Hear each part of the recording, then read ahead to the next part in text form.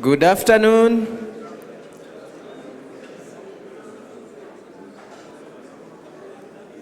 May I call those still outside to come in, please, so that we can start our last session?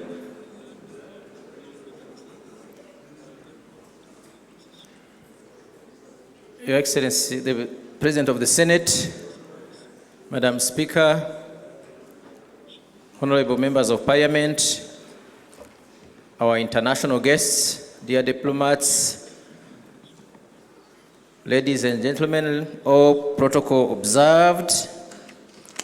My name is Shaka. I'm your moderator for this last session, and I kindly request that you agree with me on the way we are going to handle the last session, given that we don't have too much time, especially that goes to the panelists. Can we do a 5 to 7 minutes each maximum for the first entry point, and then we go back to our discussants for 2-3 minutes intervention, and then we have questions which our panelists will again handle and try to elaborate more. And for that, may I also propose that we focus, as it has been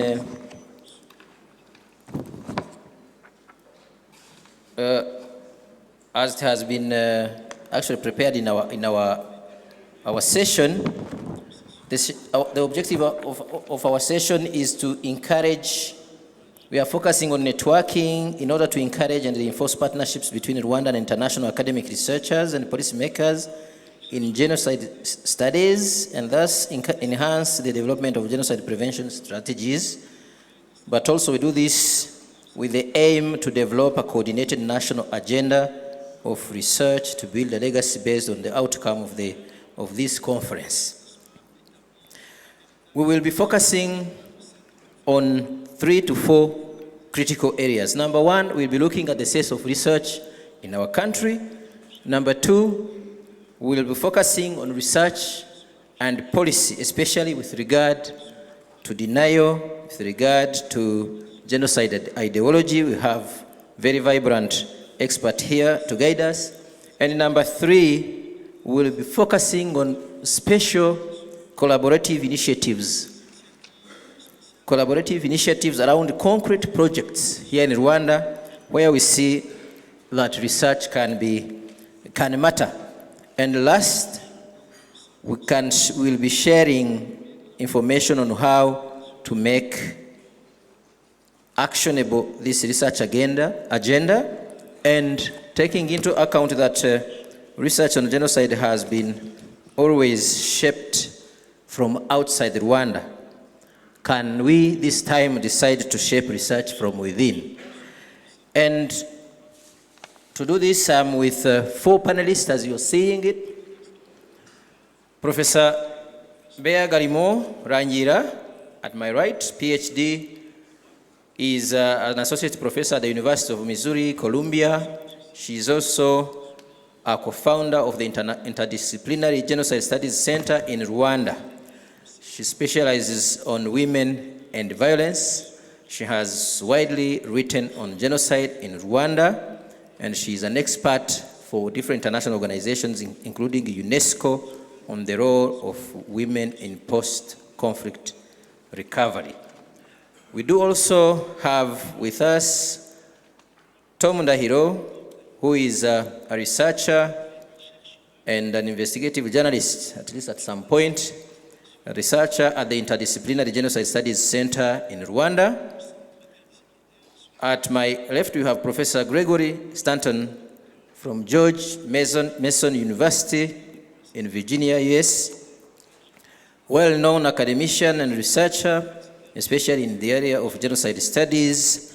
He has been founder and president of Genocide Watch, Cambodian Genocide Project, and the International Campaign to End Genocide. He has also been, he is the former president of the famous Worldwide International Association of Genocide Scholars. At the far right, we have Dr. Charles Asher Small, though he's big, Director of the Institute for the Study of Global Anti-Semitism and Policy in New York. He is the founding director of the Yale Initiative for the Interdisciplinary Study of Anti-Semitism, the first interdisciplinary research center on anti-Semitism at a North American university. He specializes in social and cultural theory, globalization, and national identity, also on socio-cultural policy and racism, including anti-Semitism. We have a number of other very vibrant researchers and discussants in the audience. Don't be surprised if I call you for your input. Without undue delay, may I ask Professor Beya to entertain us more specifically on the state of research in our land. Prof. Thank you. Thank you very much. As you noticed, or you have heard, in Rwanda, cohabitation is a concept which is used often. And today, I'm honored to be in cohabitation with policymakers. It's not something we do usual. It's a learning experience. And also, I hope at the end of the conference, there will be a marriage, not just a cohabitation. I would like to start my presentation by an observation, which is made by Rwandans and non-Rwandans alike. Today, publication on Rwanda, on post-genocide Rwanda, is being published outside of Rwanda by outsiders. Even when publications are done in Rwanda, they are not being disseminated outside of Rwanda. Unfortunately, those publications in which direct voice, direct input of Rwandans is missing are the ones which are informing international policymakers and also donors. After the genocide, most Rwandans had a strong desire to be in charge of their own history, and here with small age. But unfortunately, this didn't happen overnight. What did hold them back? I would like to talk a little bit the reason why there's this lack and rather absence on Rwanda researchers in international arena. And many factors are behind this. The first, like any domain of Rwandan society, research has been affected by the genocide. Researchers have been killed during the genocide. Some of them fled the country. Some are incarcerated because they committed the genocide. There was also issue of trauma. One needed to deal with one's trauma first before you can decide to do research. Genocide is a traumatic event for the Rwandans who were inside and outside the country. There was also self-censorship in the face of a topic that goes beyond comprehension, imagination, and inconceivable. So how you go about researching that type of topic? There's also, for some of us who were already in research field, there was a certain reluctance to undertake a research outside of our research domain, especially in some university, your line of research is defined in advance. Researchers were also challenged by the genocide. For most of us in social sciences, we found our research we were doing, I do not want to say useless, but it was not responding to the needs of a post-genocide recovering society. The academic discourse was not bringing solutions which were needed by the policymakers at that time. Policymakers were looking for a map for action that researchers could not give, especially because they were ill-equipped to undertake this new topic. There was also the issue of who am I talking to? We were used to doing research among the academics, using a complicated jargon maybe nobody understood. It was a communication between us, but this time we're dealing with policymakers. So we needed also to learn how to communicate our finding, our research, to a policy audience.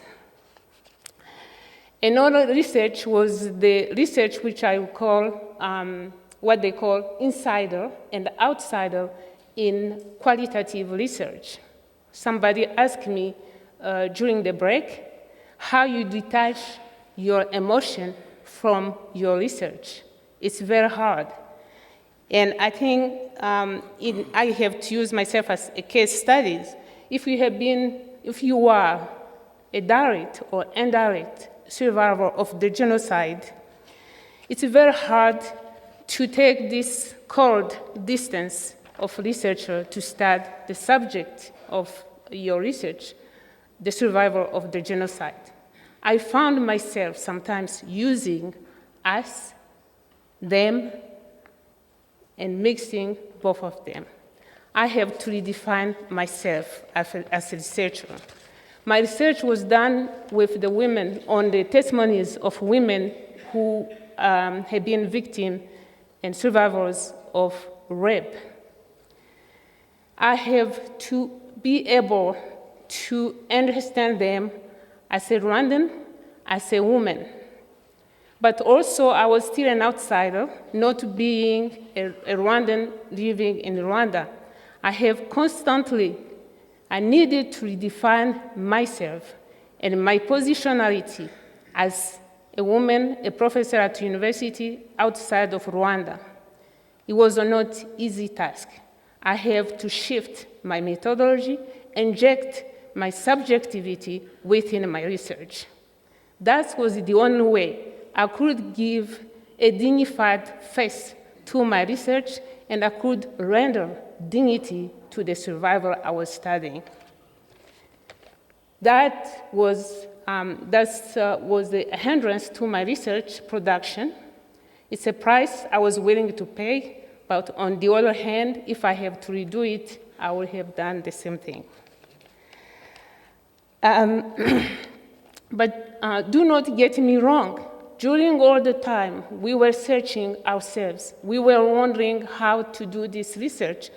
Research was going on, especially local knowledge was privileged. There was think tank, informal think tank in Rwanda, which was informing policy using homegrown solutions, which have been informing policy even up to date.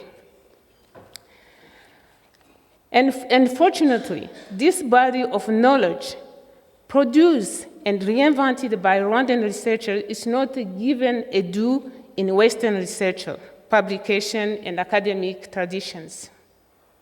Here, I would like to raise the issue of collaborative research.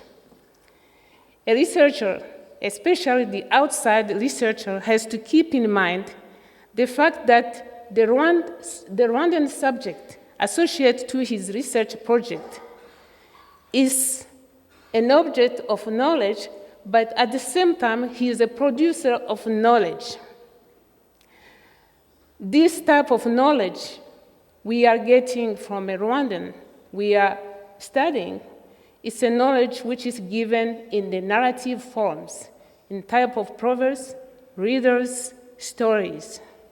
If a woman who has been raped tells me that sometimes she has to cut her tongue and swallow it, turarusha tukarumira, she is giving a heavy body of knowledge coming out of a silence, coming out of words he cannot speak.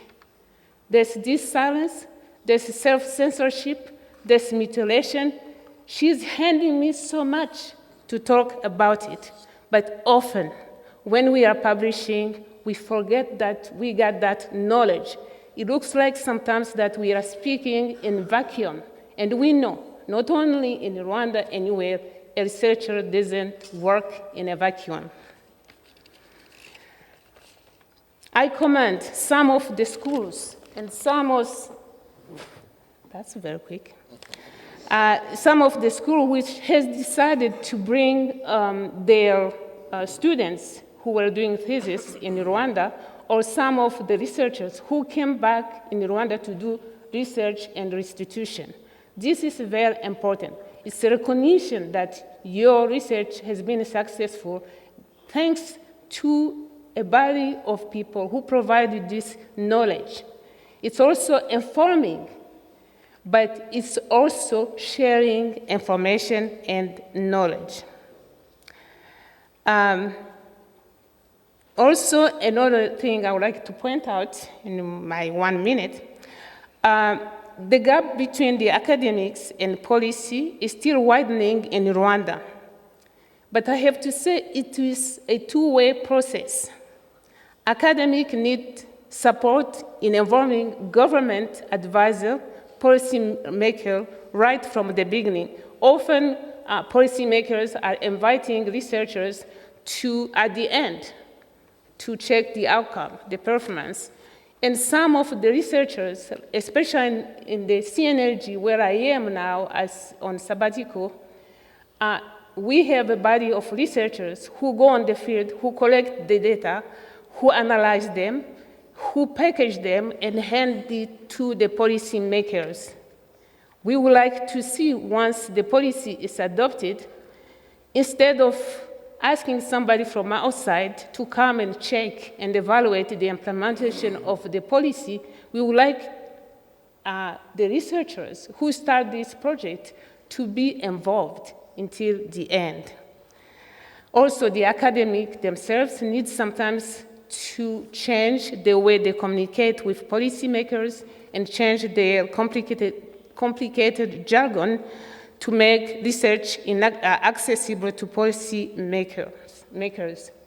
And frankly, this is the last point, but I need to talk about it, if you can give me 2 more minutes. And this part is very important because we are asking Rwandans, especially Rwandan in higher institutions, to publish. We are evaluating them. They are being evaluated because of the research production. But on the other hand, we are not giving them opportunity to do research. I think that's a catch-22. They cannot go to conferences because there are no funds. Conferences is just to go speak. It's networking. It's knowing what's going on, but they don't have that chance. They don't have time off so they can do their research. For that, I would like to propose independent research institute. This research institute is not going to be a place where we will have people on government or any outfit payroll. It will be a place where research can be relieved from their own duty and come do research at the institute. For that, I insist for the institute to be independent so that it can have credibility. Often, when an institute or an institution is under the government, it seems like priorities are determined by the government and research funding are politically motivated. If that institute is created, it can bring funds by itself, self-funding. It may receive funds from the government partially, but they can write grant, they can use collaboration, exchange, and I'm here to say this because I know some people are listening and they can do something about it. And they can be able to disseminate knowledge which is being produced in Rwanda. At this point, it's very, very important. At this point of negationism, it's very important that we be able to respond to some of the research which is being published, recycled outside without Rwandan input in those publications. Second, I'd like to have a think tank embedded, if possible, in this research institute. This is very important because this think tank will bring ideas which will be put at the scrutiny of research, which is not usually the case. And last, I would like collaboration. This will be a forum, not only for Rwandans, but also from the outsiders who can come here and invite the Rwandans to go out. Thank you. Thank you. Thank you very much. Though you went out of the time limit, but it was relevant, at least. That one we can agree. I've seen some lecturers and professors from the University of Rwanda. I'm sure we'll hear more about their agenda for research, their aspirations. If they do you buy in what Professor Bear has said, or he has gone too far?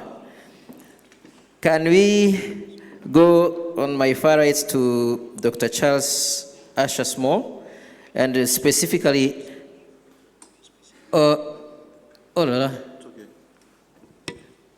you have one.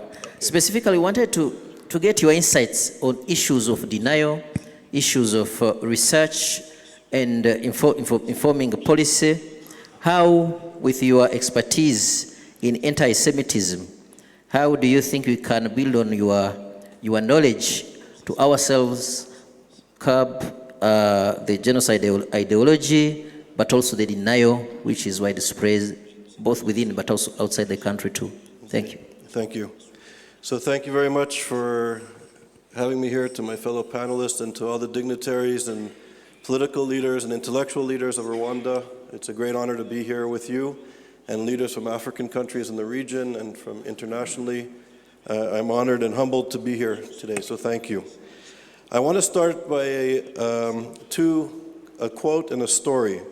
The first quote is by Primo Levi, who is a chemist and an intellectual philosopher and a survivor of the Holocaust. And he wrote, I think very importantly, and perhaps this is why we're all here, is that he said, we cannot understand fascism, but we can and we must understand where it came from.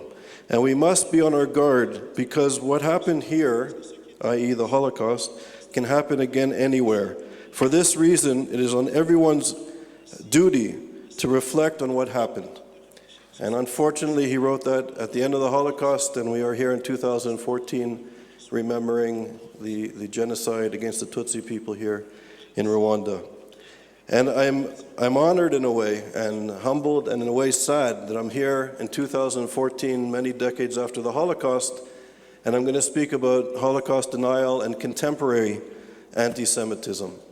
And there's an interesting twist why I ended up here. In 2009, I gave a talk at the United Nations in Geneva. It was the International Conference Against Racism. Durban 2, it was called. Durban 1, although it covered many issues, one issue for the Jewish people, it sort of marked the beginning. The Durban Conference, the original conference, marked the beginning for the reemergence of contemporary anti-Semitism, which focuses on the demonization of Israel and the connection that the Jewish people have for Israel.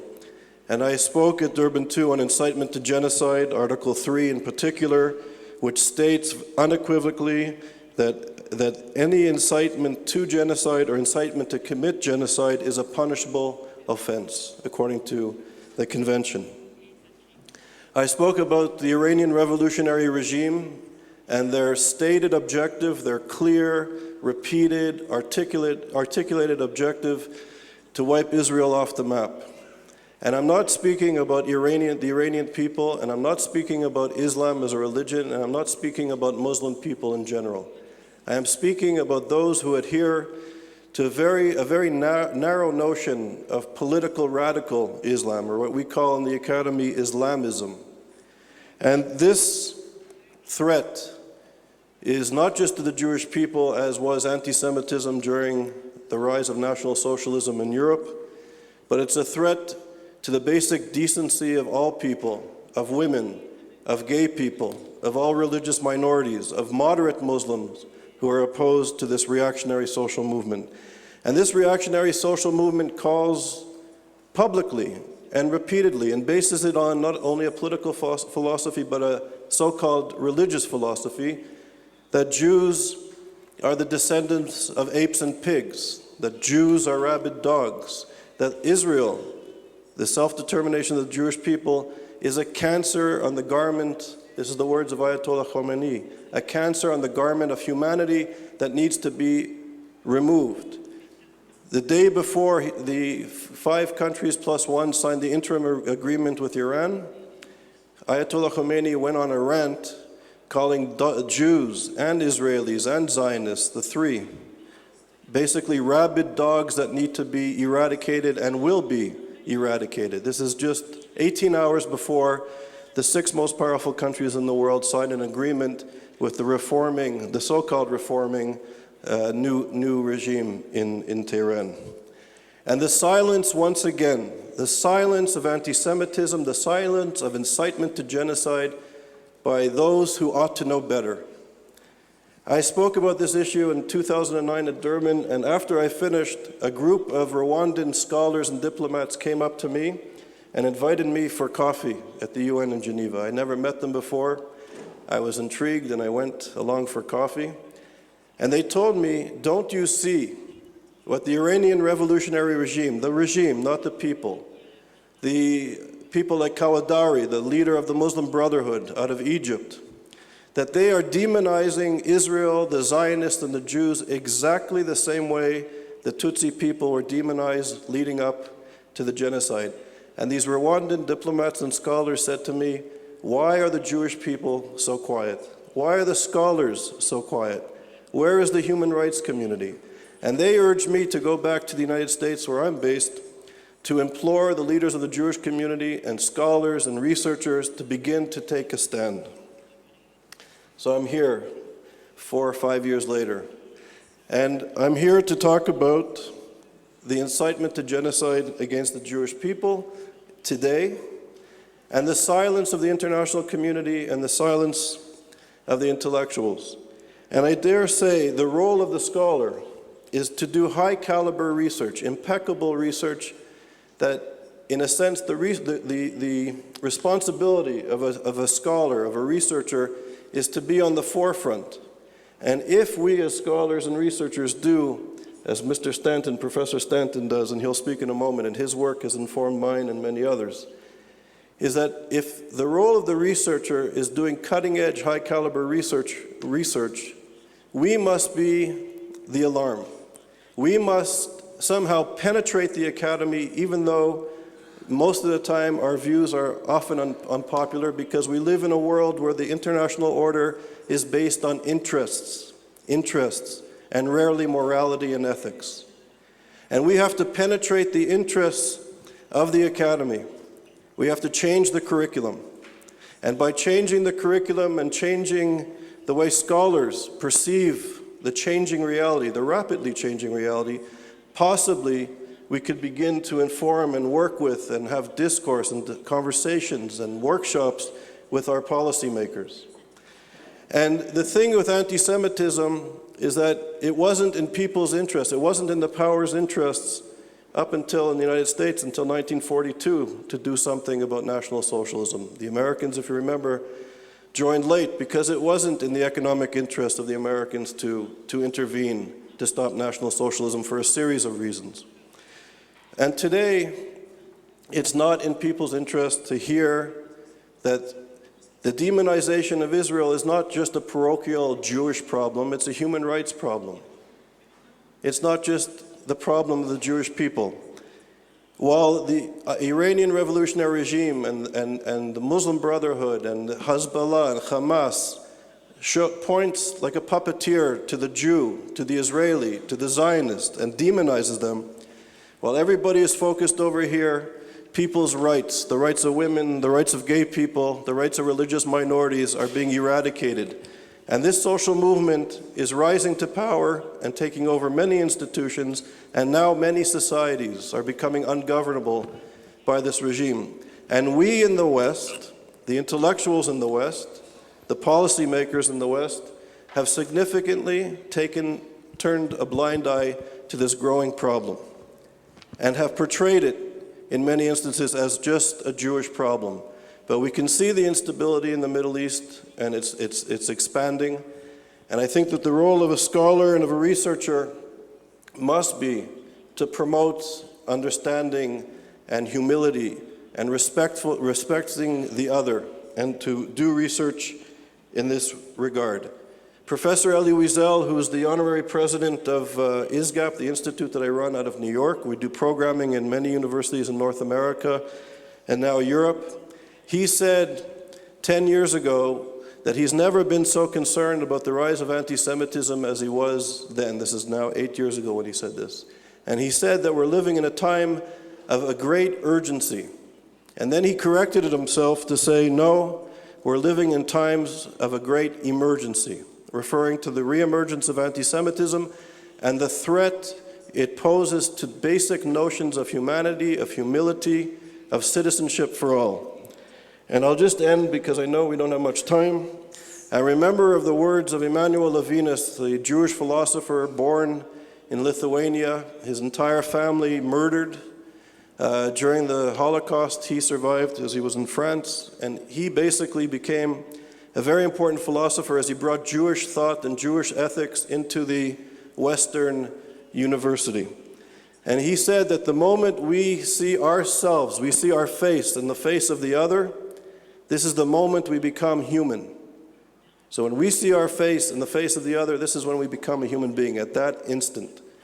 And I think that politics, cultural policy, public policy, notions of multiculturalism and integration, it all hinges upon the notion of respecting and acknowledging the other. And we must not, at the same time, be tolerant. We cannot be tolerant of social movements that demonize the other, that make the other out into be animals, to be pigs, to be dogs, to be removed. And we cannot tolerate those social movements that call for the eradication of any group of people. And if we remain silent, we know sitting in a place like Kigali, we know, remembering the Shoah, the Holocaust, that our silence is an action. Martin Luther King said that we'll be judged by what we do, but we're equally responsible and we'll be judged for what we do not do. So thank you very much for listening. Thank you very much, Prof. You've got it. Silence is an action. So before I turn to Professor Stanton, let's go to Tom. Tom, you have heard it all. I know you are investigating on denial and genocide ideology. What do you have? Tell us briefly. Thank you, moderator. Your Excellencies, distinguished delegates, ladies and gentlemen. Today is not just another day for me. I was around this building in 1994, but I also read somewhere that on this date, Colonel Theoneste Bagosora was in a party where he was, among other dignitaries, who were celebrating Senegal's National Day, and he whispered to Colonel Luc Marshall from Belgium that the only plausible solution for Rwanda would be the elimination of the Tutsi. It was today, 20 years ago. On the 3rd of April, RTLM announced that there would be something small, hazaba kantu. On the 3rd, 4th, skipped the 6th, and said on the 7th, there would be an explosion. You'd hear bullets and explosions everywhere in Kigali. Genocide was being planned, and it really happened. The something small was something big. Death of 1 million. Moderator, you asked me to tell you the state of denial. it's not genocide denial. I met Stanton in Argentina 3 years ago, and a Nigerian professor corrected me when I was making a presentation on denial and said, you shouldn't be saying denial because what you are saying is supporting denial. Then call it supporting genocide and its ideology. In 1998, a Ugandan who lives in America, in the United States of America, by the name of Remigius Kintu, published a document and had this quote, a long one. In 1993, a Tanzanian evangelist investigated the ethnic conflict in Burundi. He found that even Christian values have not bridged the satanic gap between Tutsis and Hutus. As he delivered his report to a meeting of all African Council of Churches in Nairobi, he concluded that if the devil belongs to a tribe, it must be Tutsi. He said again, one cannot be against apartheid in South Africa and at the same time turn a blind eye on Tutsi minority, sinister campaign to dominate the majority with savage brutality which surpasses that of apartheid South Africa. This document was later published on 10 different websites, or you can get to almost 12 web links whereby you can find this document. It wasn't clear who said this. Just a Tanzanian evangelist in a report to African Council of Churches in Nairobi saying if the devil belongs to a tribe, it must be Tutsi? I don't get the answer. 14 years later, December 2012,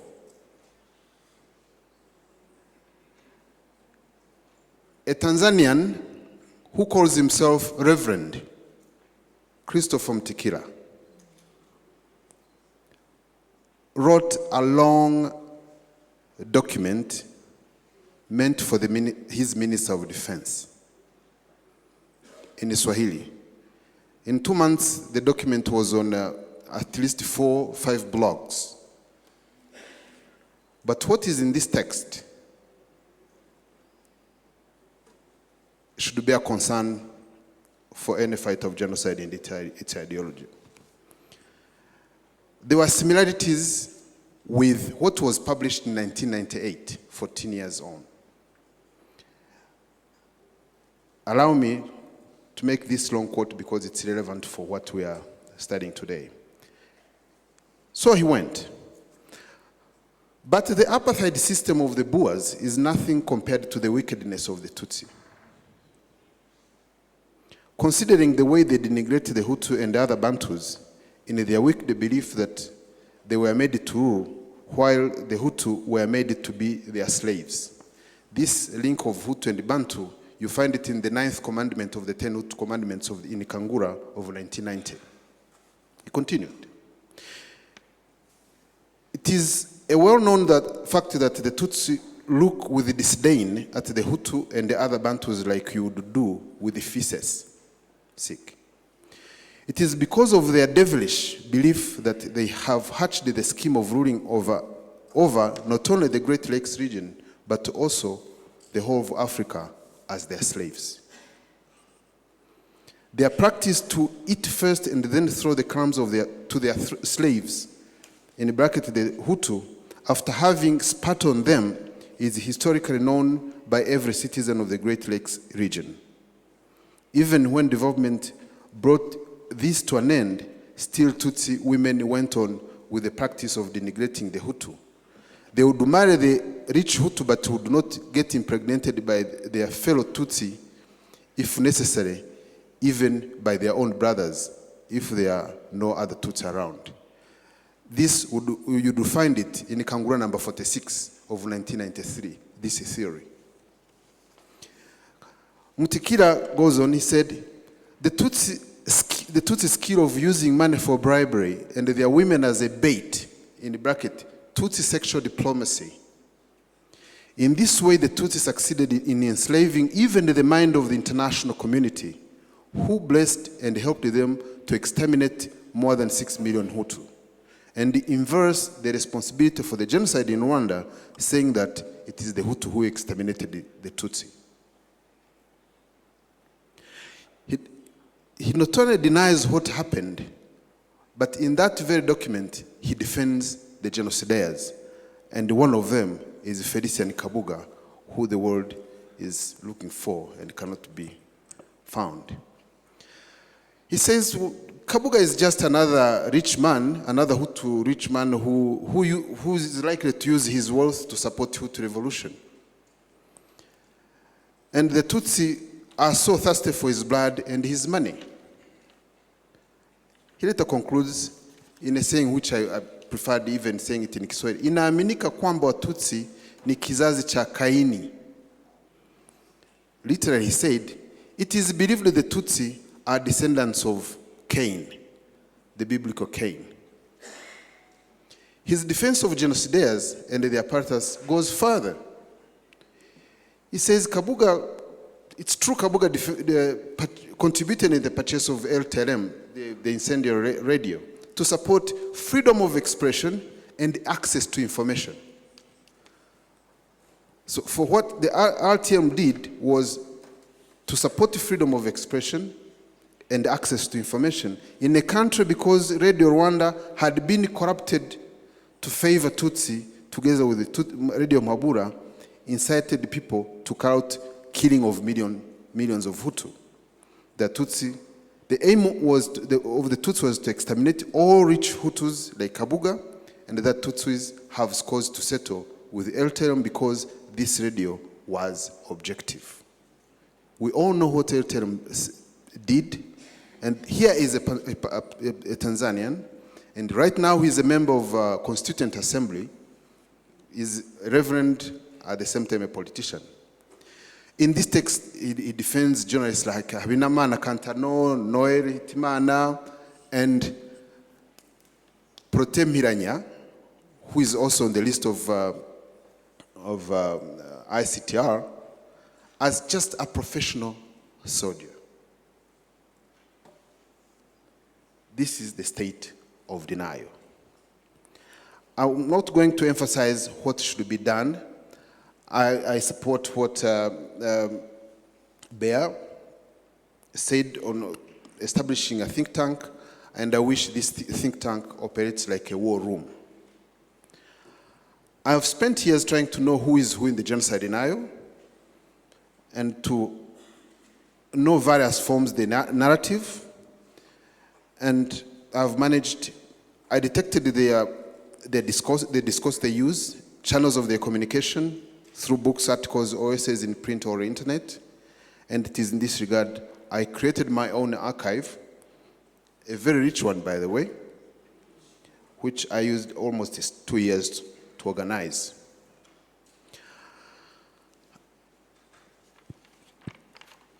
I've even been trying to see who is more virulent denier than the other, and who is more senior in the vocation of supporting genocidaires and their ideology. I believe one methodology we can use, sort of a software, creating a software. Just know what they write, who they are, who they associate with, their gender, their profession, their occupation, their nationalities, what they have published, past and present, their friends in this heinous ideology, sources of their quotation.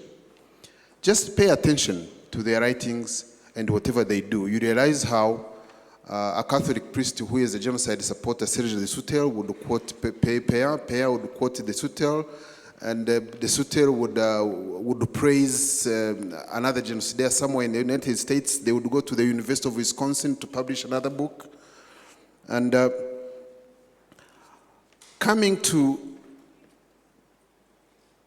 conclusion, just let me remind you that in 1994, the genocide against the Rwandan Tutsi did not come as a surprise. We heard what was said. The media had prepared the ground by sowing hatred, as we see the hatred today in 2012 by a Tanzanian called Mutikira. When you study the extreme forms of violence, especially genocide, it is important to know that it is a mental process.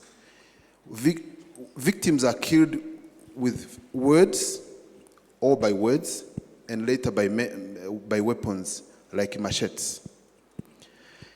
In the genocidal planning process, the media and academics like Nahiman and Rwamuche and Mugesera became cogs of extermination machine, but they could not do it if they did not enjoy the indifference of the international community.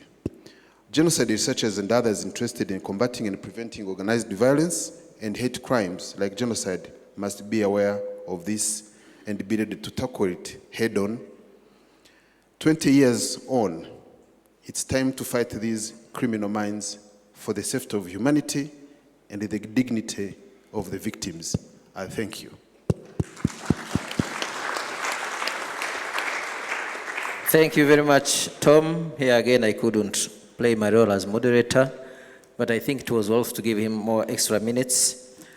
Professor Stanton, having heard what Tom has just said, it describes better what Dr. Charles has said, that we are facing the threat of great emergency. As a wise man, wise professor, renowned academicians, what can you tell us? What can we do? What are the strategies to counter those threats and mines around us? What can the International Association of Genocide Scholars, which you did preside over a few years ago, what can do to help also this ground to resist and prevent the dangers? The floor is yours, Prof. Thank you.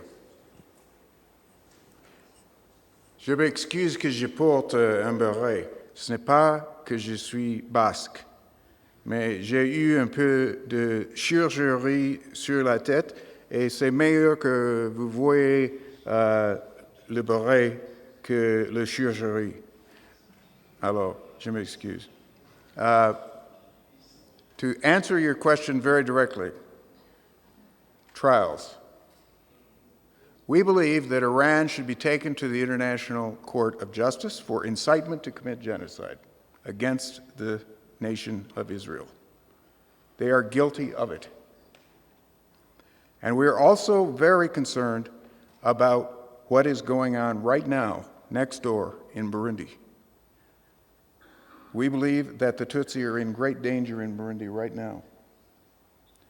And we know that that country has the same kinds of divisions that this country has had in the past. But secondly, we have to design institutions to prevent genocide, and that is exactly what this country is doing.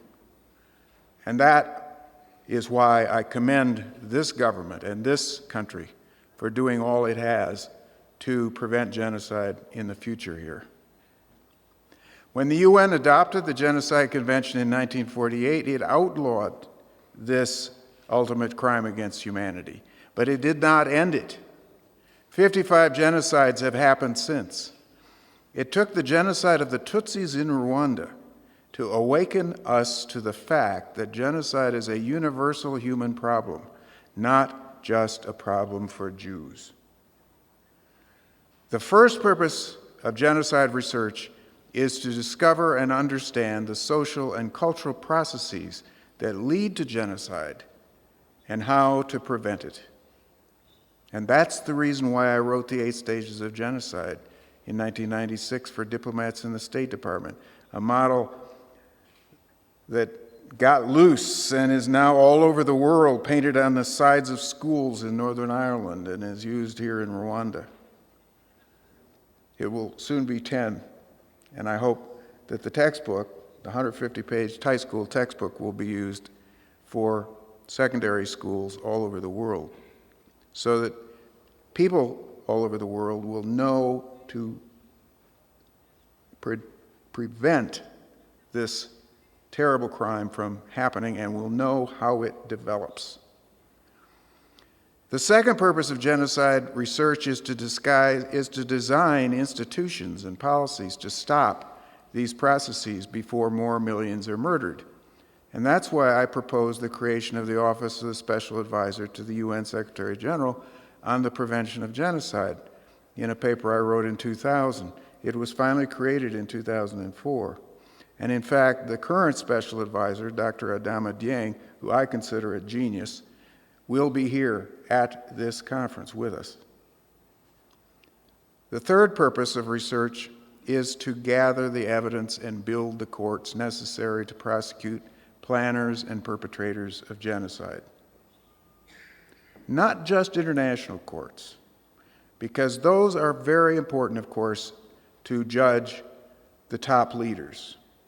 But Rwanda has shown us the way that traditional courts can actually do a better job of trial and reconciliation in a society that can carry out so many trials that this country is now a different place than it was in 1994.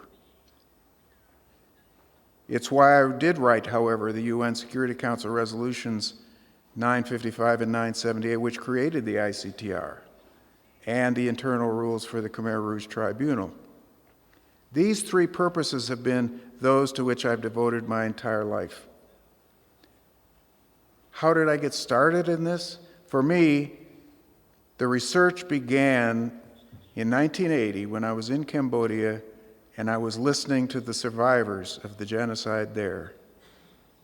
And walking through the mass graves of Cambodia and Rwanda and shedding tears with the survivors gave me a fierce determination to bring those who committed these genocides to justice.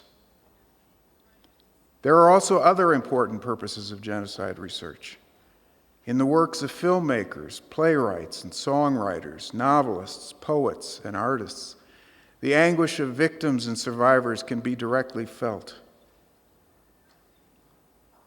On the flight up here last night, I saw one such film that I recommend to you.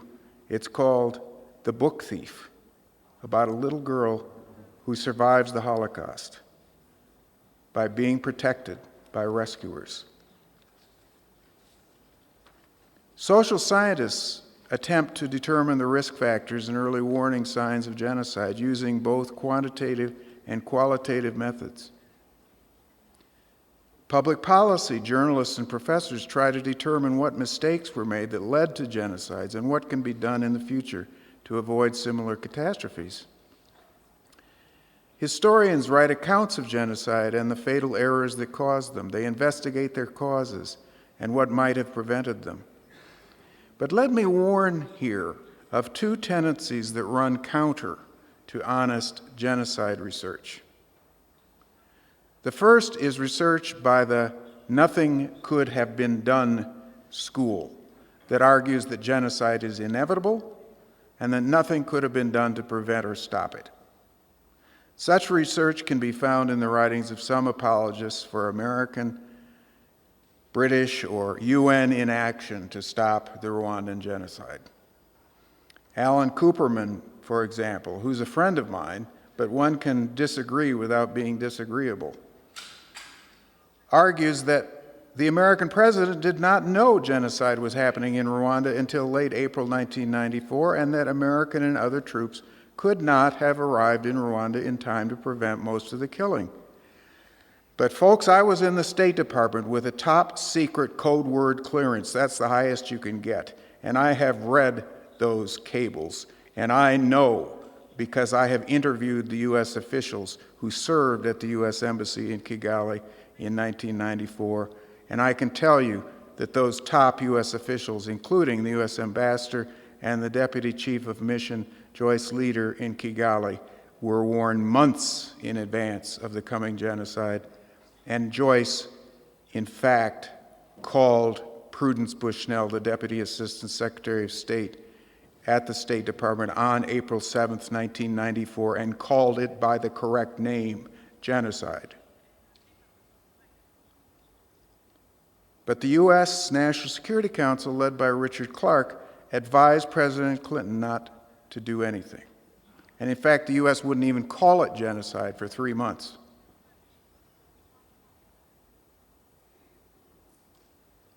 Cooperman is wrong that U.S. troops would have required weeks to fly in from the U.S.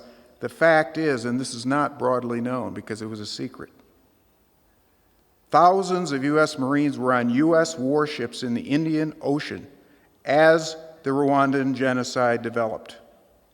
And they could have taken control of the Kigali airport and implemented General Dallaire's appeal for reinforcements within days. The proof of this is that hundreds of Belgian and French paratroops intervened within days to rescue Belgians and French citizens, even their dogs, within a week, and left 800,000 Tutsi in Rwanda to be slaughtered. When President Clinton gave his false apology to the people of Rwanda, in which he said that in his office he did not know the Rwandan genocide was happening, he was lying. The second false line of research is by genocide deniers, like Peter Erlander, who argue that the Rwandan genocide was not carefully planned months in advance, that it was not the result of a conspiracy, that it was a spontaneous uprising, and therefore it lacked the intentionality necessary for it to be legally characterized as genocide. Well, Peter Erlander drank the poison of Major Alois Ntabakuze and other genocidaires that he defended in the ICTR, and has since spewed forth his denialism on his website.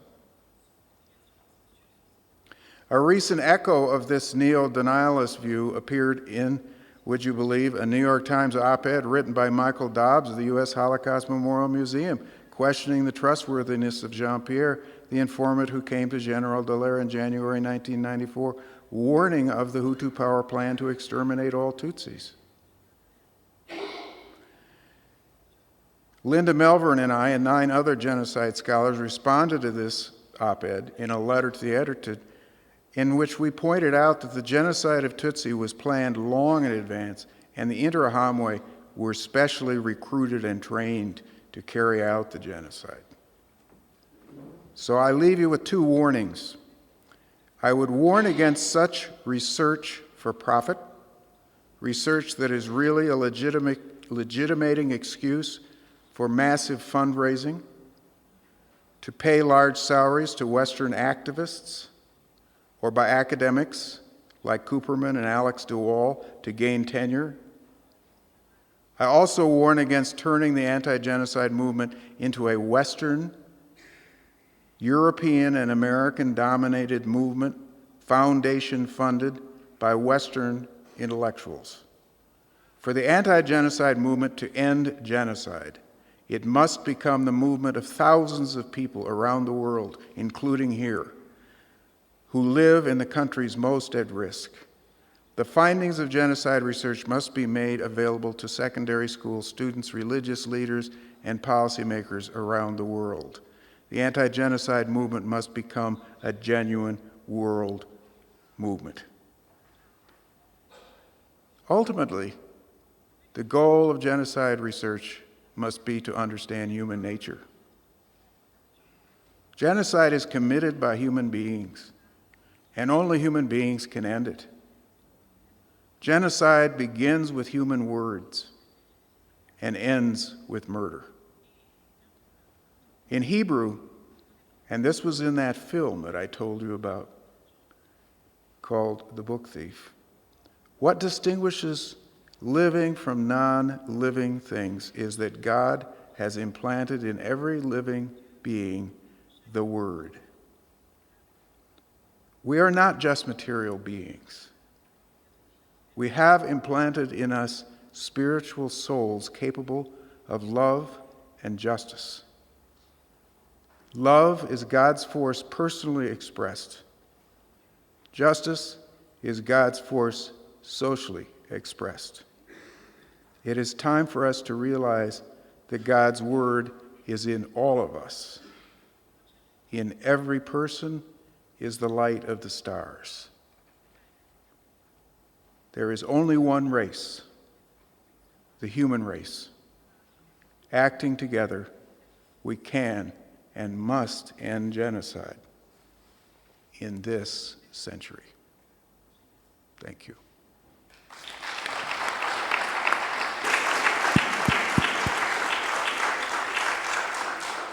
Thank you very much, Professor Stanton. Yes, there is only one race, the human race. That is wisdom. Now it's time to turn to our discussants. Professor Frederick, I think you are around. If you can get closer to one of the microphone over there. But before you take on the floor, I wanted to flash to the audience one intriguing question so that you can digest, and we will come back to you. The one regarding the two speakers have talked about creation of an institute, a research institute, I understand, in matters of genocide. Yet we have a number of such centers of research. There is the Interdisciplinary Center of Study on Genocide Studies. There is the Center for Conflict Management with the only African postgraduate diploma or degree, masters in Genocide Studies and Prevention. But there is also the center, the research center at the CNLG. Now, do we create another one?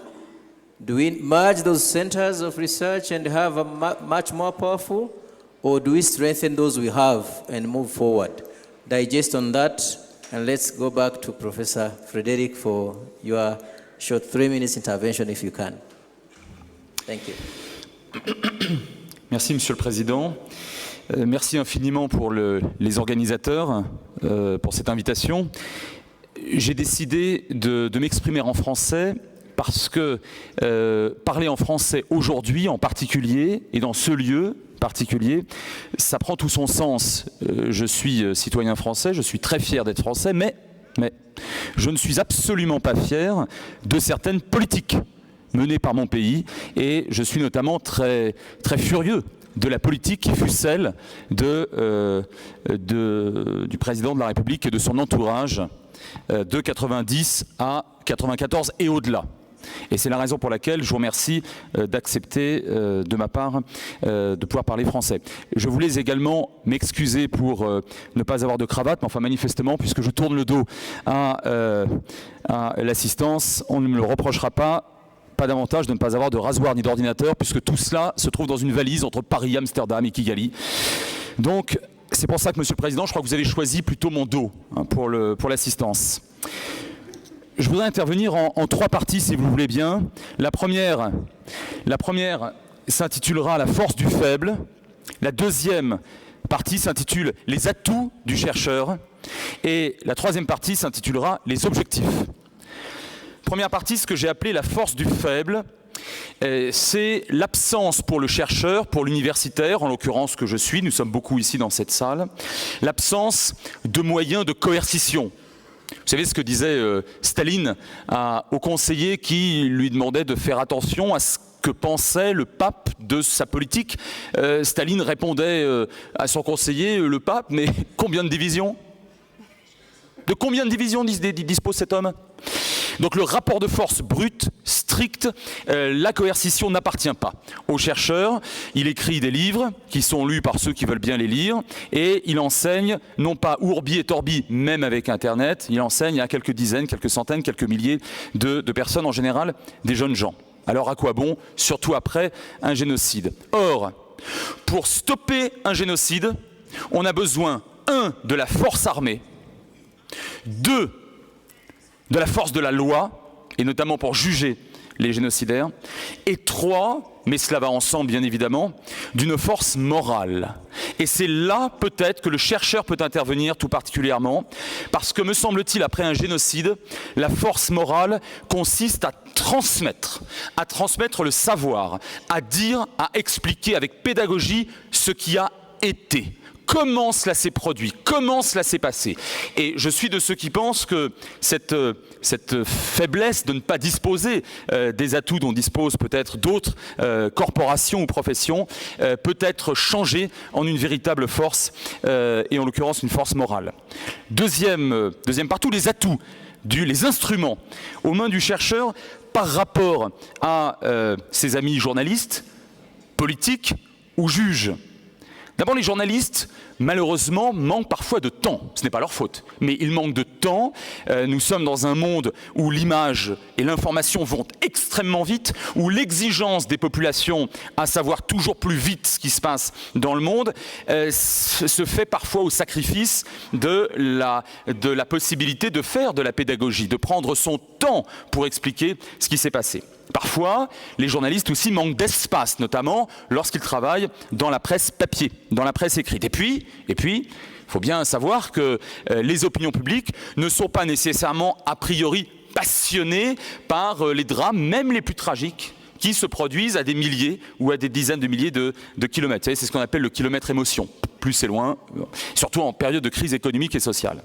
Alors évidemment, les journalistes sont absolument fondamentaux pour savoir et pour dire ce qui s'est passé. Je sais qu'ici, il y a un certain nombre de journalistes, et je ne citerai que trois journalistes français qui ont été excessivement et qui restent excessivement importants pour dire ce qui s'est produit. Évidemment, Patrick de Saint-Exupéry, Colette Brackman ou encore Maria Malagardis. Mais je pense que le chercheur, par rapport aux journalistes, bénéficie peut-être de plus de temps et souvent de plus d'espace. Par rapport aux politiques, l'homme politique, je sais qu'il y en a foultitude ici dans cette... et évidemment, par définition, dans cette vénérable enceinte, c'est un très beau métier, le fait d'être politique et de représenter une partie, tout ou partie de son peuple. Mais ne soyons pas naïfs, l'homme politique a son agenda. Il a son propre agenda. Il a son agenda électoral, il a son agenda lié aux fonctions qu'on lui a données en tant qu'élu. Parfois, il a une spécialité qui n'est pas nécessairement celle de condamner des génocides qui se sont situés ou produits à 10 000 km. Donc, si vous voulez, le politique, il a un devoir de réserve, parfois, vis-à-vis de son autorité supérieure, et puis il a son propre agenda. Or, en principe, le chercheur, je dis bien en principe, le chercheur est libre. Il a du temps et il a de l'espace. Il n'a pas beaucoup d'argent en général, enfin peu importe, ce n'est pas le problème. Et enfin les juges, par rapport aux juges. Mais ce n'est pas au juge de dire ce qui s'est produit. Le juge doit faire sortir la manifestation de la vérité. Donc le juge va demander aux témoins, va demander aux chercheurs, aux spécialistes, que sais-je encore, ce qui s'est produit, et en fonction de ça, il va établir son jugement. Troisième et dernière partie, les objectifs. Il y a, me semble-t-il, 3 objectifs très nobles après un génocide, et en particulier dévolus aux chercheurs. Le premier objectif, et j'y reviens, il est moral, il s'agit d'honorer les victimes. Les victimes d'un génocide n'ont pas, ou rarement, de sépulture. Ça a été vrai pour les 3 grands génocides du XXe siècle, c'est vrai pour d'autres génocides auxquels a fait allusion le professeur Stanton, et ça, je crois que non seulement pour les victimes, mais peut-être pour la cohésion et la richesse d'une société, en vue d'une réconciliation, honorer les victimes, c'est très important. Vous savez, je me souviens de Serge Klarsfeld, le célèbre chasseur de nazis, qui un jour disait, lors d'une table ronde, j'avais invité dans des assises nationales de la lutte contre le négationnisme que j'ai organisé voilà 4 ans en France, Serge Klarsfeld disait, je vais vous révéler quelque chose, il y a encore 30 ans, on pensait qu'il y avait eu 100 000 juifs déportés de France vers les camps d'extermination. Eh bien, nous avons travaillé, nous autres chercheurs, alors en l'occurrence c'est les juristes, Klarsfeld, mais il a fait une œuvre de chercheur. Nous avons été de nombreux chercheurs et nous avons découvert que finalement, il y avait eu 76 000 et non pas 100 000 juifs. Et là, il arbore un joli sourire et devant l'assistance, il dit « Et vous savez, je ne suis pas négationniste ». C'est-à-dire que l'important, c'est de dire ce qu'il y a eu, ce qui s'est passé, ce qui s'est produit, de dire la vérité. Deuxième objectif, renforcer le droit. Après tout, est-ce que ce n'est pas le juriste, mais qui a fait œuvre de recherche, Raphaël Lemkin, qui en 1943-44 construit la définition du génocide qui fera autorité, qui fait autorité en droit international jusqu'aujourd'hui dans le cadre d'un texte malheureusement toujours laissé derrière l'autre texte prioritaire qui est la Charte des Nations Unies, mais c'est-à-dire la Convention pour la prévention et la répression des génocides. Eh bien, il y a eu là un vrai travail de recherche qui est poursuivi d'ailleurs par beaucoup de chercheurs, et je viens d'entendre avec beaucoup de plaisir et d'humilité le professeur Stanton en parler. Et puis, renforcer le droit n'est pas exclusif de pouvoir renforcer l'éducation. Mon Dieu, écoutez, moi je fais de la géopolitique. Quand je me rends dans un État pour savoir où se trouvent les crises les plus dures, pourquoi ceci s'est passé, pourquoi cela risque de se passer par la suite, eh bien je demande à voir, à lire ou à me faire traduire ce qu'il y a dans les livres scolaires. Et lorsque dans les livres scolaires, on maintient l'enseignement de la haine et du mépris, bien évidemment, on n'a pas à s'étonner que ce qui s'est passé puisse se reproduire. Et là, les chercheurs ont aussi, me semble-t-il, quelque chose à faire. D'ailleurs, je rends hommage à mon ami, le chercheur historien Georges Bensoussan, qui vient de publier, en français mais bientôt en anglais aussi, un atlas de la Shoah. Un véritable outil pédagogique qui sera, me semble-t-il, très utile. Troisième et dernier objectif, avant que le président, à juste titre, me retire la parole, le troisième et dernier objectif, me semble-t-il, c'est réellement le plus important. Il s'agit de combattre. Je pense être un chercheur de combat. Il s'agit de combattre la plaie commune à l'humanité, c'est-à-dire le négationnisme, qui a été très bien stigmatisé depuis ce matin, mais notamment dans cette table ronde. Alors j'irai vite parce que ça a été très bien dit et mieux que moi. Le négationnisme, c'est une peste. Le négationnisme, il déshonore les morts, il heurte les vivants, il salit absolument tout ce qu'il touche, et au fond, le négationnisme, c'est un mensonge, mais un mensonge excessivement pervers, parce que les morts ne peuvent pas, par définition, se relever pour dire tu as menti et tu es en train de mentir. Vous savez ce que disait Albert Camus? Mal nommer les choses, c'est ajouter au malheur du monde. Le négationniste nomme mal les choses à escient. Et cela doit également être combattu par le chercheur. Et puis je conclurai d'une phrase, si vous le permettez, Monsieur le Président. Le titre de cette table ronde est « Quel est le rôle du chercheur après le génocide ?» C'est une question difficile. Après le génocide, je vais vous dire. Je pense qu'il y a un rôle du chercheur, pas seulement après le génocide, mais au fond et peut-être davantage avant le génocide. Je pense que le chercheur doit faire savoir ce qui a été pour éviter précisément que le suivant puisse se reproduire. Et puis, grâce aux travaux des chercheurs, mais également bien entendu des journalistes, des ONG et des juges et des politiques à la fin des fins, grâce à ces travaux des chercheurs, eh bien, une résolution comme celle qui a été votée en 2005 sur la responsabilité de protéger, je n'insiste pas là-dessus, a pu se produire grâce au travail de recherche qui a été établi, y compris maintenant, et j'en suis très fier, y compris maintenant et de plus en plus en France. Sur le génocide des Tutsis, il y a eu une intervention que j'ai approuvée en tant que citoyen français, notamment en Centrafrique. Je conclus avec une citation, celle du poète chilien Santayana. « Ceux qui ne se souviennent pas du passé sont condamnés à le revivre. » Merci. Merci beaucoup, professeur Frédéric. Votre exposé est d'une force incroyable, avec un charme absolument éblouissant. May I come now back to, I know you are tired, but we have, I'm told we have about 30 minutes of open discussion. Oh, sorry, we still have Alice Karekezi, the discussant of the day. Merci pour la présentation. Thank you, Chair, to allow me to come back when people are tired and ready to go for the reception. So my task will be very easy because most of the presentators this morning and also in this panel, and most importantly, my neighbor, have highlighted most of the point I wanted to do it. Perhaps responding to the role of research after the genocide, I'm going to go quickly on that thing. What research has done? There are two ways in which research here has been an important contribution in the case of Rwanda. This morning we have spoken a lot about Akayesu, the Akayesu case. We have also deplored the fact that the Bagosora case has not been able to do that. I think one of the key differences between the Akayesu and the Bagosora case is that research has played an important part. I've been a witness and a contributor in this regard. In 1997, when the case of Akayesu came to the light in January, two witnesses, witness H and witness J, as labeled by the courts then, have come with allegations of sexual violence. Unfortunately, the trial chamber has not taken that in consideration. Therefore, the prosecution ignored that. This came to the attention. At the time, I was monitoring the work of International Tribunal to make sure that the experiences of women who have gone through sexual violence is also made visible by the work of the tribunal. When I did so in coalition with two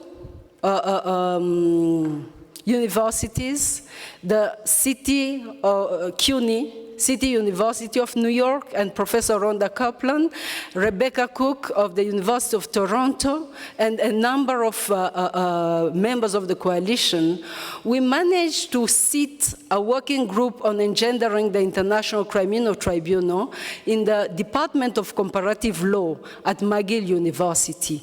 With those people and a number of activists here in Rwanda, we managed to write what we call amicus curiae, a friend of the court opinion.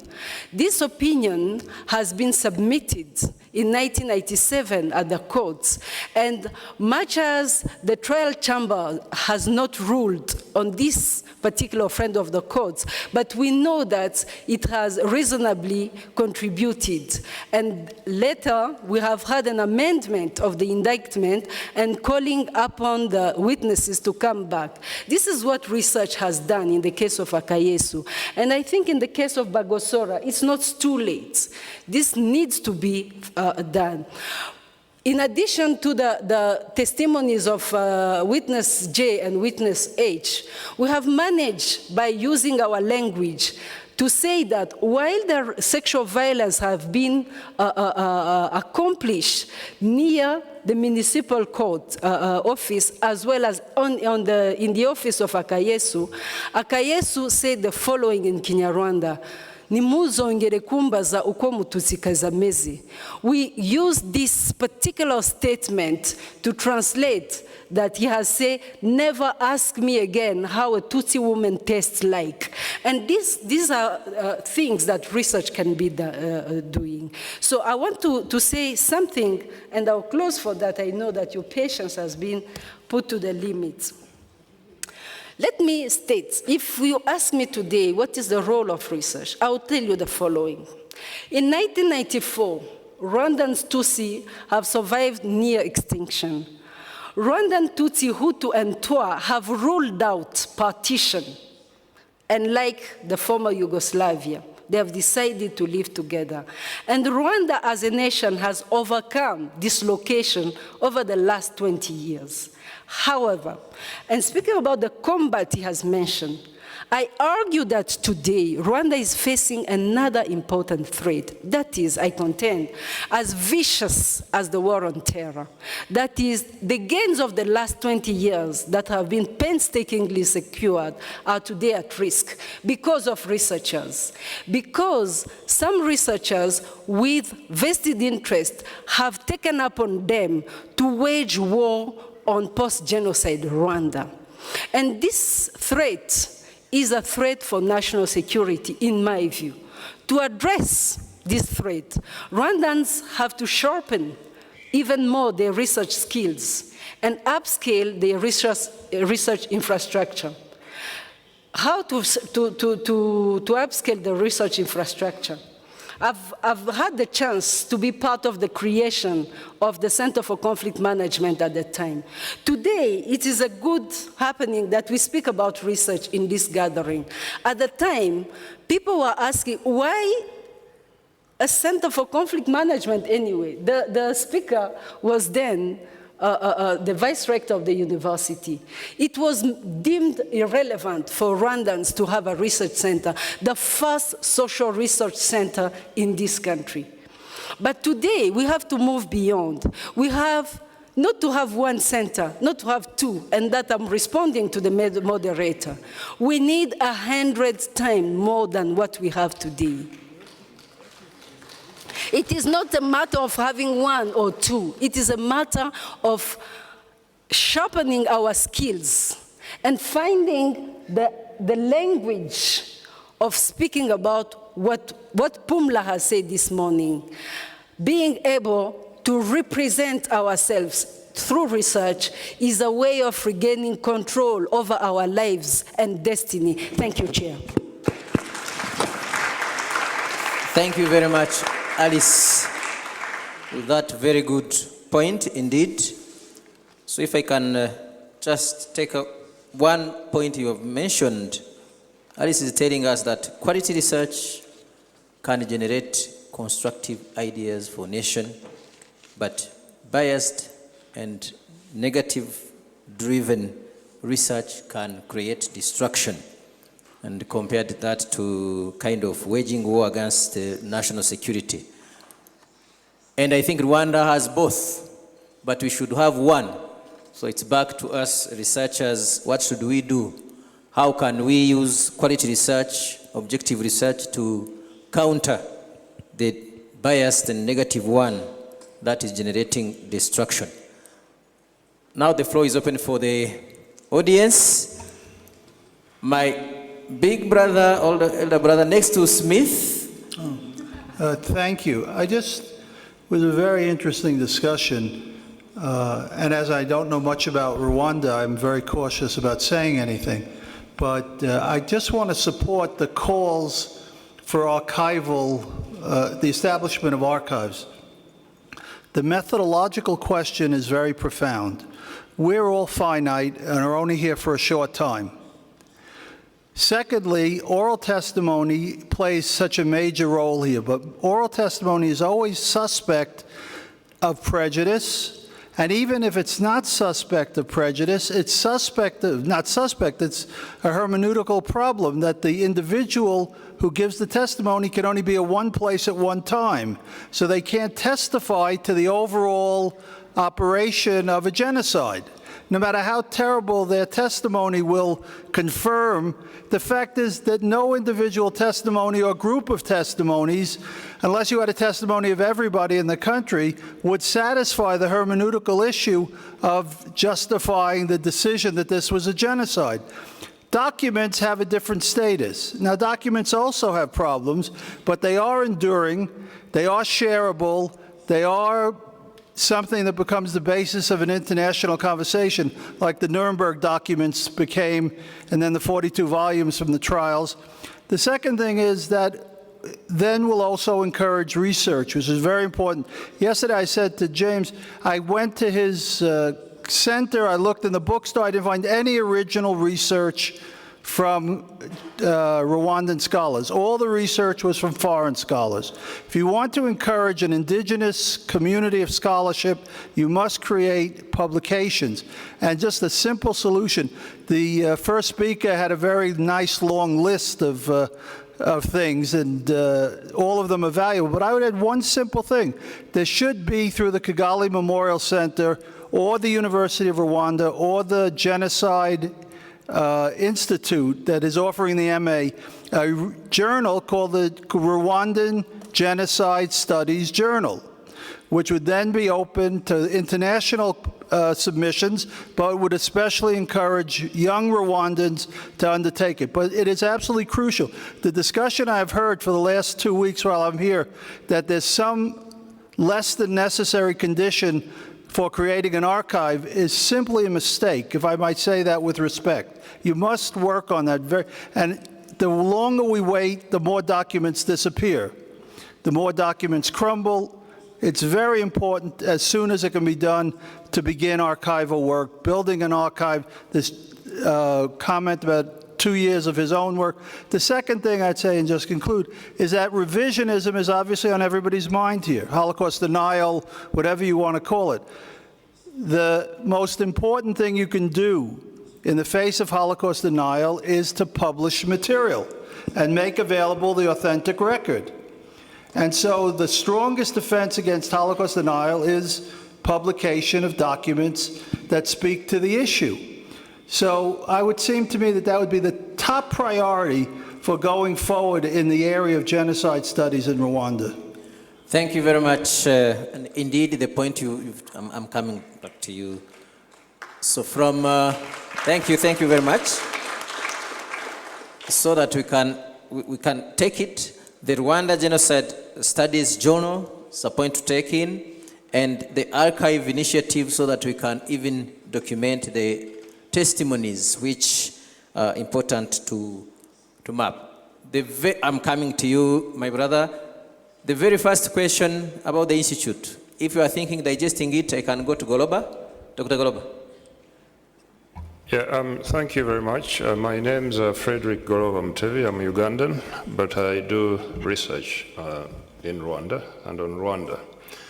I just wanted to make a quick comment on what Alice Karikes said about researchers waging war on Rwanda.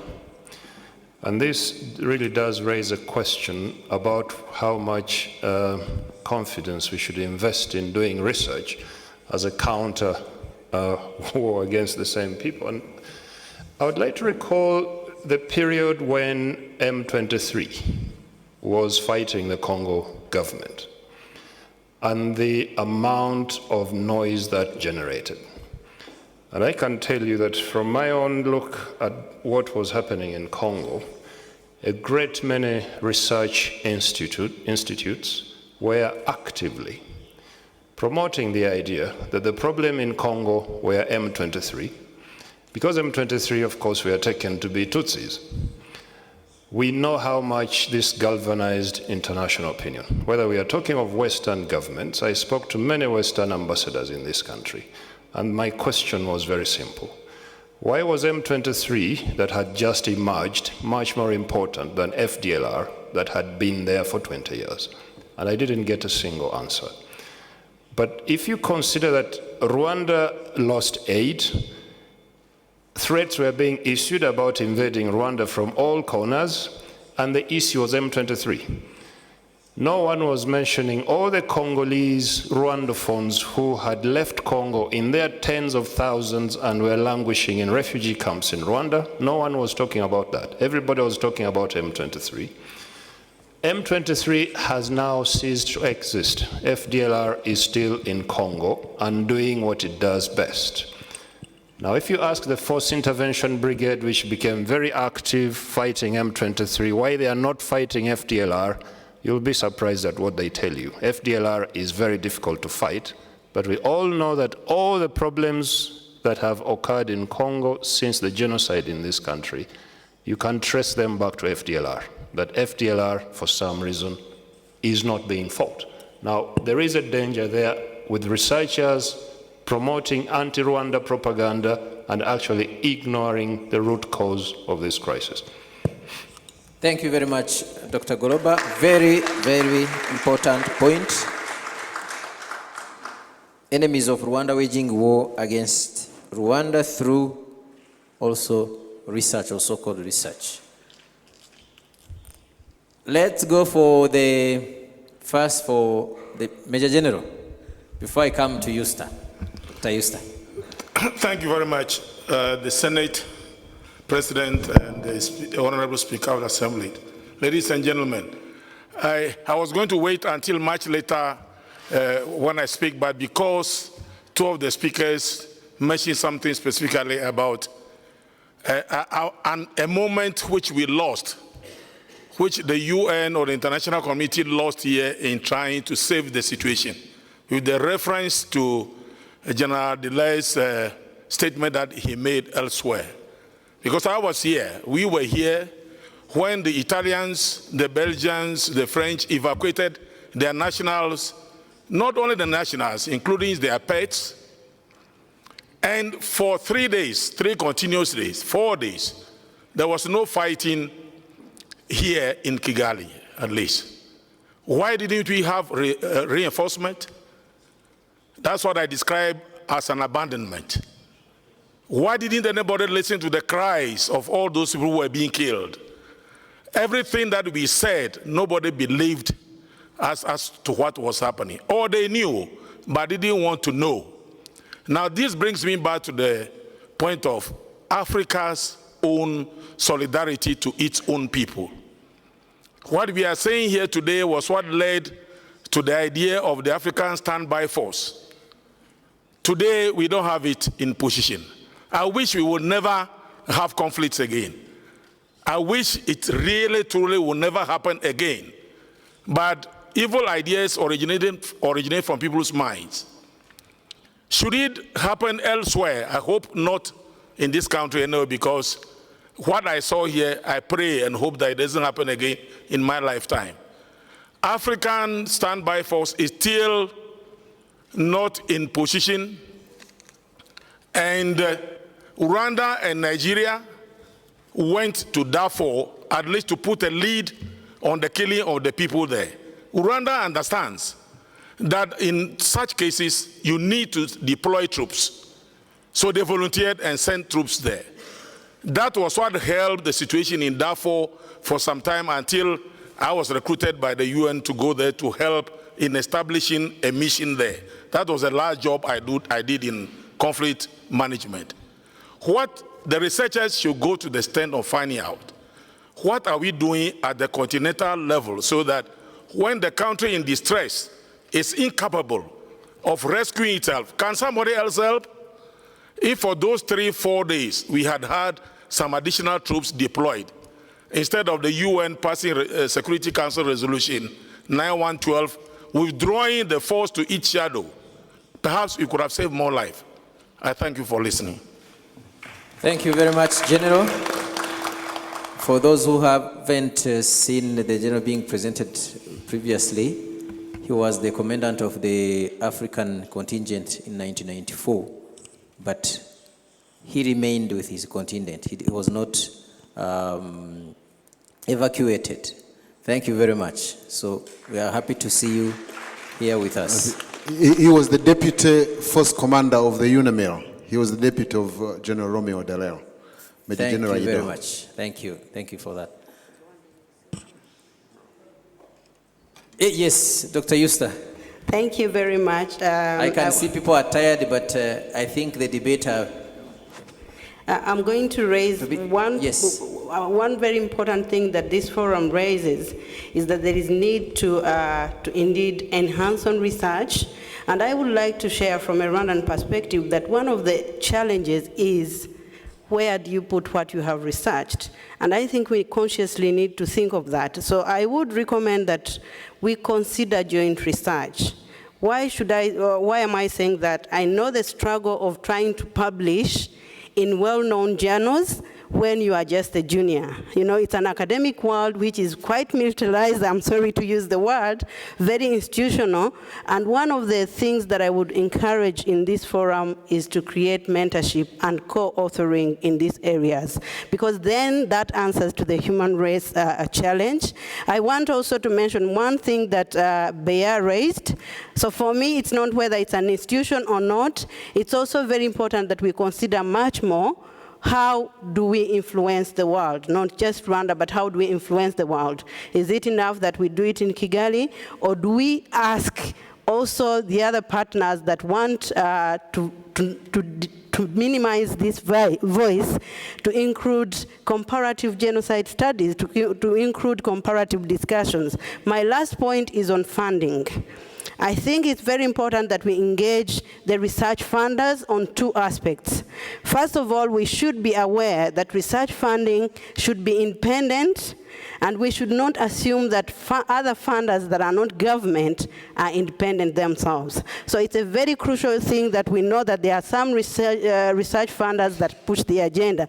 And last, I want to challenge research funders as well, because it's very important that they question where their money and what their money is doing. It would be unfortunate that some research funders who initiated these kind of research funds, for example, to fight anti-Semitism, end up actually also funding genocide denial discourse. So it's very unfortunate that we need to capture that and engage the funders to not on one hand fund a voice for anti-Semitism, and then on the other hand fund the voice for genocide negation and genocide denial for Rwanda. Thank you. Thank you very much, Doctor. May I have one or two people? I see some university professors and rectors behind there. I don't know if anybody wants to take a floor. But there is Dr. Zach. Thank you, Professor Shaka. I actually wanted to respond directly to that. My name is Zachary Kaufman. I teach at Yale University along with my colleague to my left, David Simon. We both focus on Rwanda and genocide studies. We have a new president at Yale, Peter Salovey, who made strengthening relations with Africa one of the top priorities of his administration. And as part of that initiative, President Salovey recently appointed a senior staff member to focus full-time on Africa through outreach, recruiting students, and forging bonds with African universities. Many of us are interested in collaborating with academics here in Rwanda. Rwandan academics, of course, have experience, insight, and access to primary resources that we do not. We look forward to exploring opportunities to work together.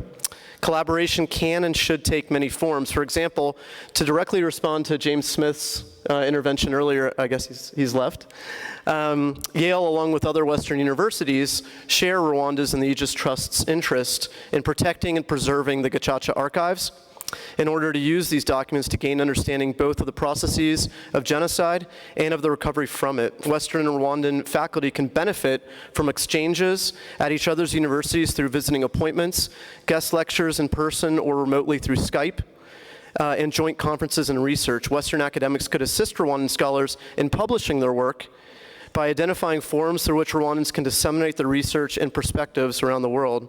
But scholarly sharing should not occur only at the faculty level. Western and Rwandan students also, of course, have much to learn from one another. Digital classrooms and traditional terms of study abroad can foster mutual understanding to the benefits of all. Thank you. Thank you very much. So, last but not least, Minister Education, if I may.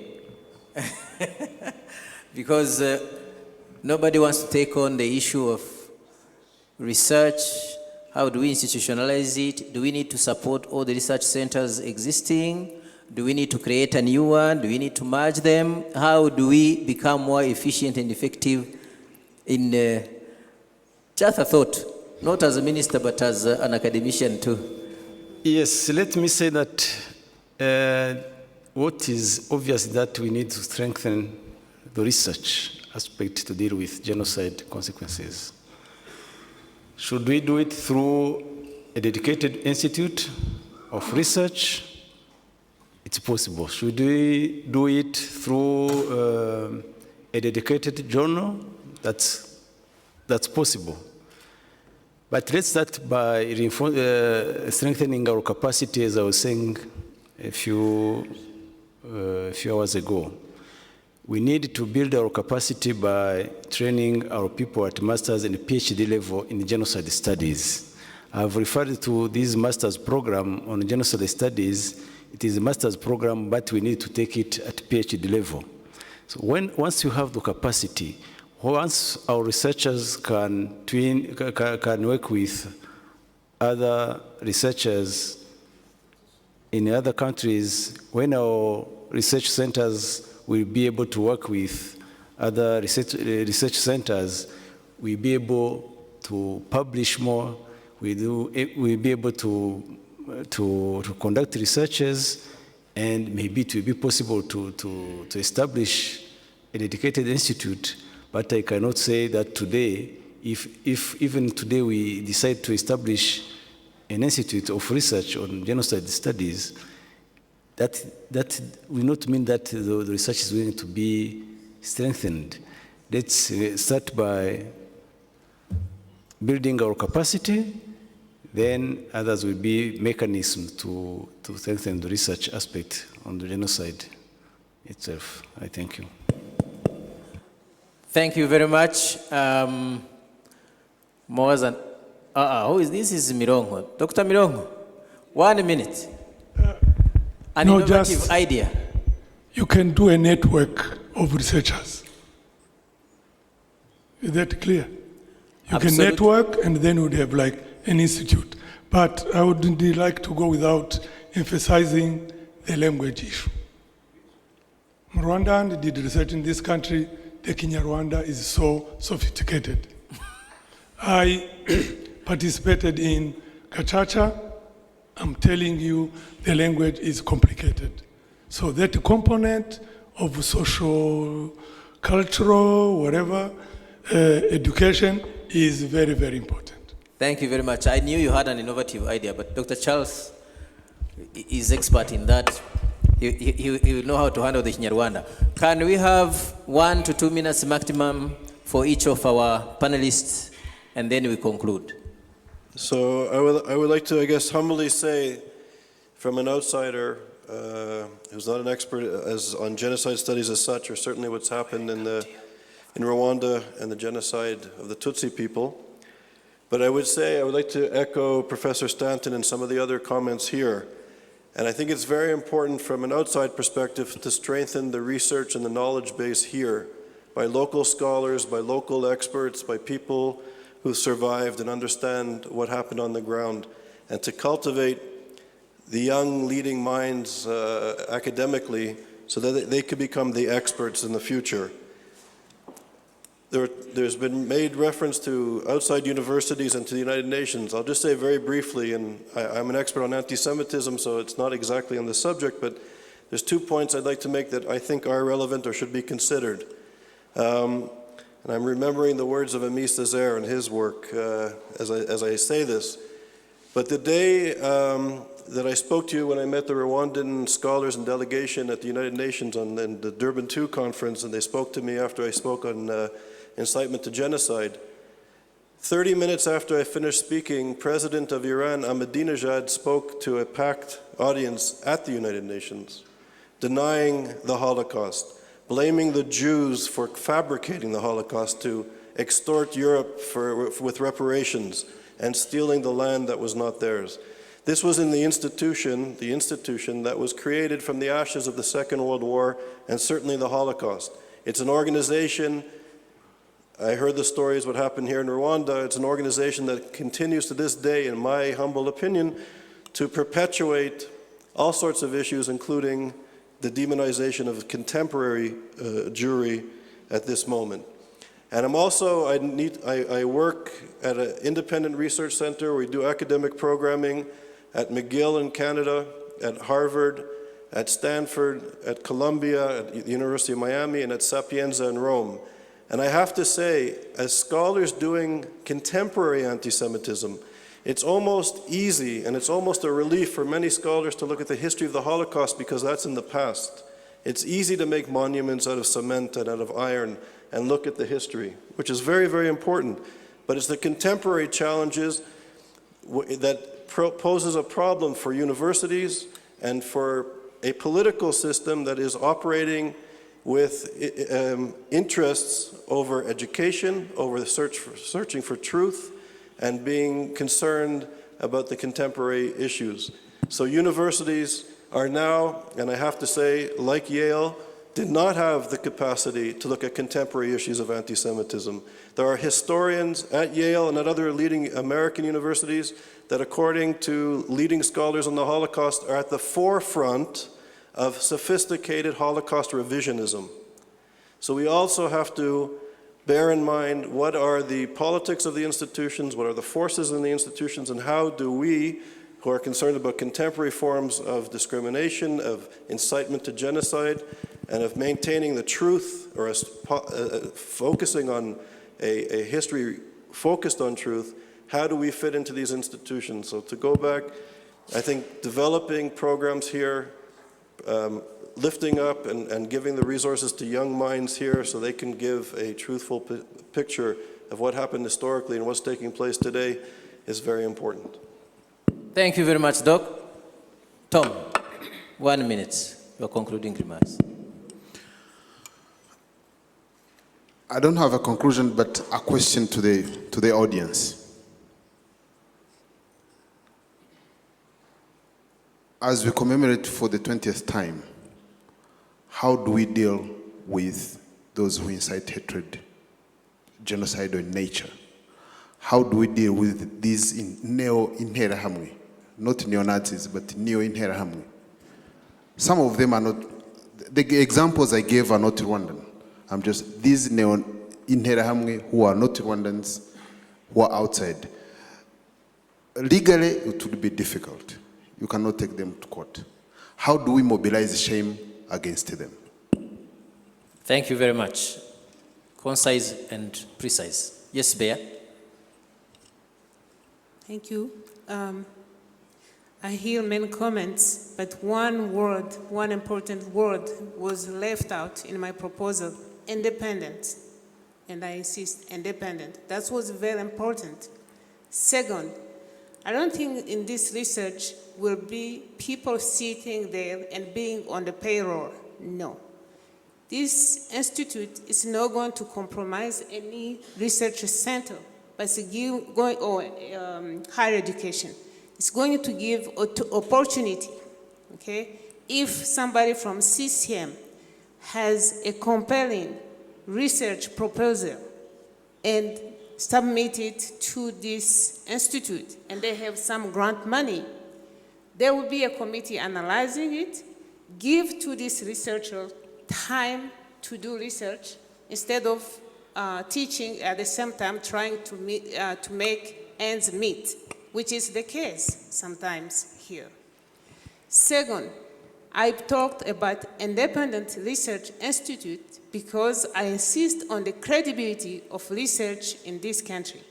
As I said, it's being said, and said that knowledge is being controlled in Rwanda. No matter how much government wants to help this institute, and I'm saying they can receive partial funding from the government, but the institute has to self-fund itself through grant writing, through searching money, so they can help professors from university. Also, those quality PhD, the Minister of Education is talking about, the researcher, even if he has his PhD, still needs to learn. Knowledge is not a product, it's a process. Okay? If this research cannot learn, cannot read what's going on, doesn't have that time, won't be able to help a student produce the quality PhD you are talking about. Thank you very much, Professor Bea. Prof. Stanton. I just want to close with agreement with a number of the points that have been made by some of the commentators. One, genocide cannot be stopped without force. And that is exactly right.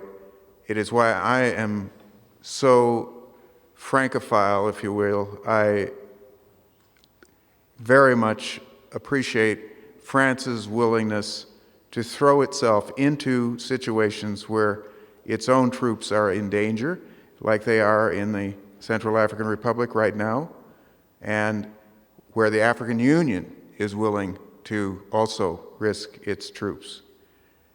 That is a country that is undergoing genocide as we speak.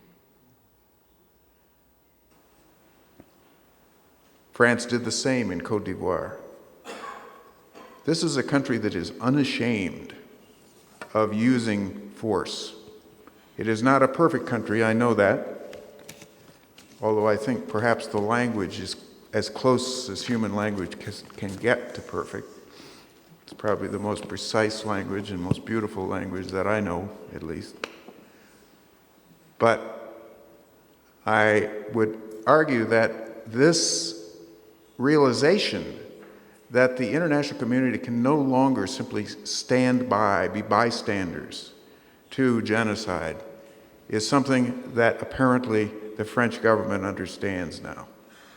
And I hope that others will as well.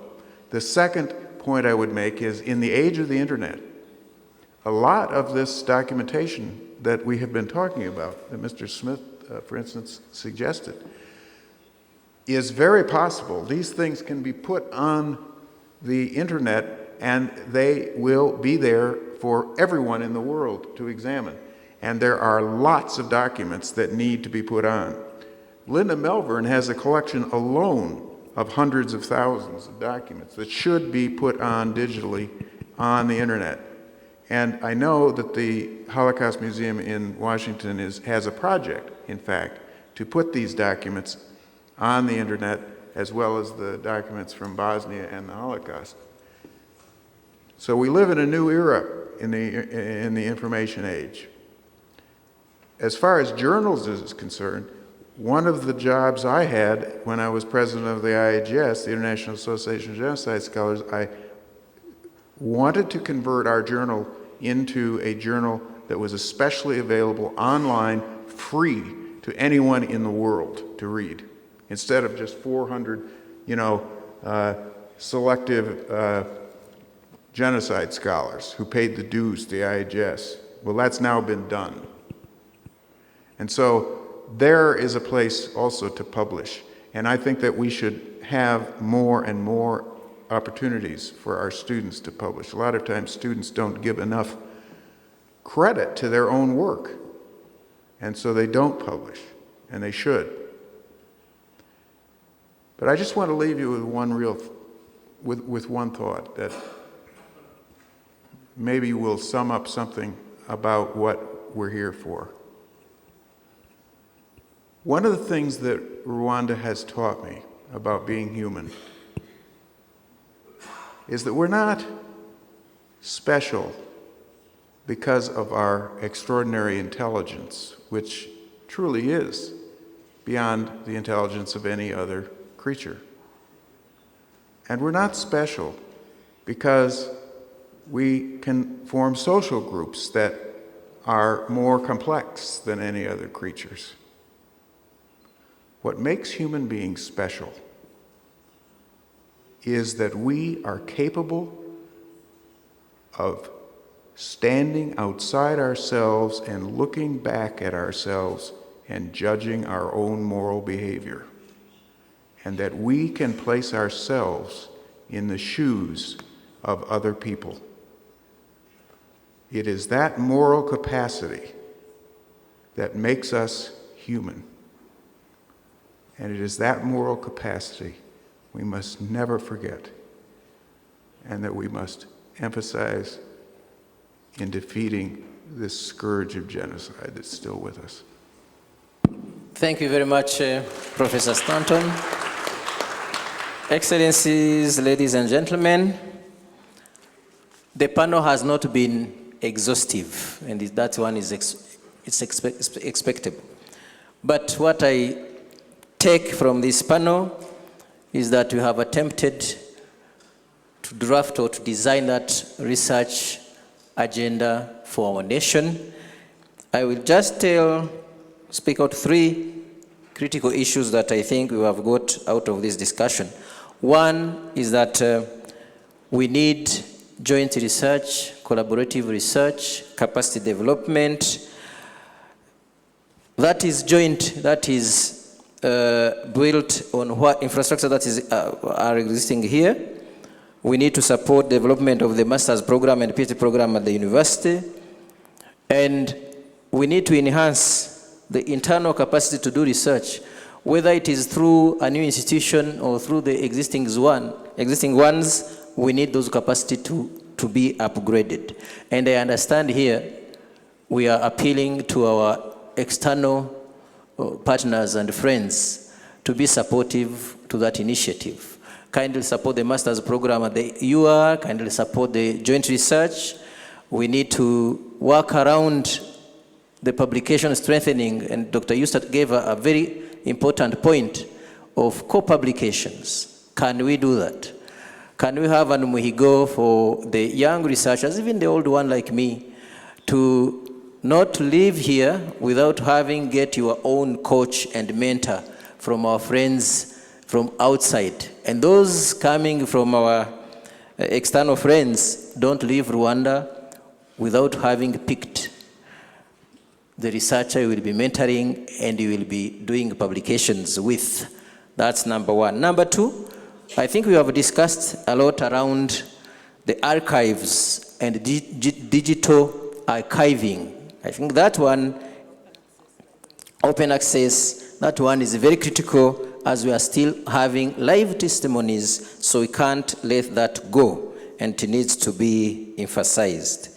And finally, now for the collaborative research, I think we need to emphasize also the availability of a number of independent centers, but also the CNLG Center, which are providing opportunity for collaborative research.